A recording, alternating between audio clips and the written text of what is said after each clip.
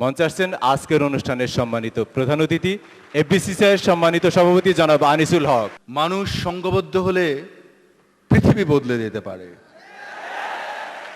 আর সেই মানুষ যদি সৎভাবে, সৎ উদ্দেশ্যে, সৎ লক্ষ্য দেখে, সৎ স্বপ্ন দেখে, দেশকে গড়ার স্বপ্ন দেখে যদি এগিয়ে চলে সংঘবদ্ধভাবে, দেশ পাল্টে যেতে পারে। ৭১-এ দেখেছি একজন নেতার পেছনে, বঙ্গবন্ধু শেখ মুজিবুর রহমান, তার পেছনে সারা জাতি সৎ সংঘবদ্ধ হয়ে একটি মহৎ উদ্দেশ্যের পিছনে সেদিন দৌড়েছিলেন।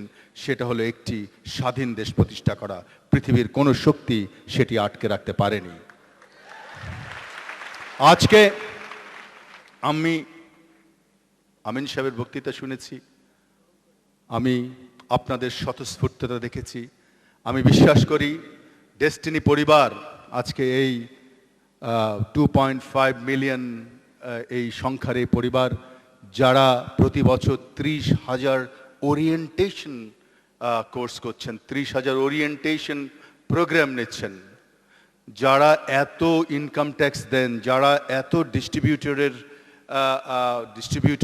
এত ভালো দিক লক্ষ্য রাখেন, যারা এত সৎভাবে কাজ করছেন, আমার ধারণা যে স্বপ্ন আজকে আমিন সাহেব যে স্বপ্ন দেখিয়ে গেলেন, I am sure destiny will be able to achieve it. There is no doubt. এই জায়গাটিতে হ্যাঁ, অনেক আশা হয়নি আপনাদের মাঝখানে।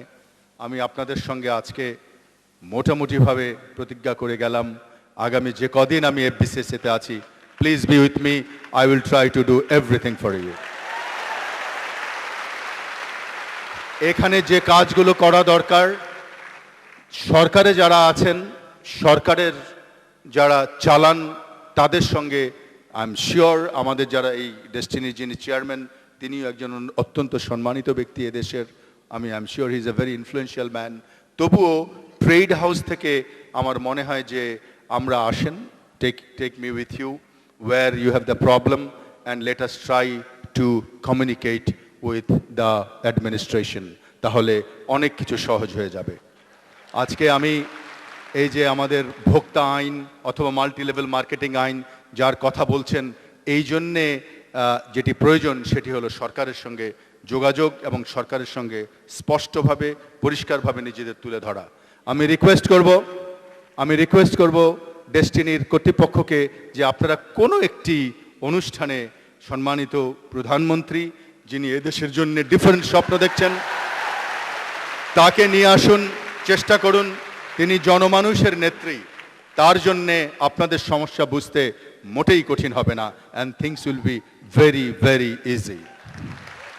সো আসুন, আজকে আমরা স্বপ্ন দেখি, একসঙ্গে থাকার স্বপ্ন, সৎভাবে থাকার স্বপ্ন, শক্তভাবে থাকার স্বপ্ন, ভবিষ্যৎকে গড়ার স্বপ্ন, বাংলাদেশকে গড়ার স্বপ্ন, এবং সেই স্বপ্ন বাস্তবায়নে কখনো আমরা কারো সঙ্গে আপোষ করব না।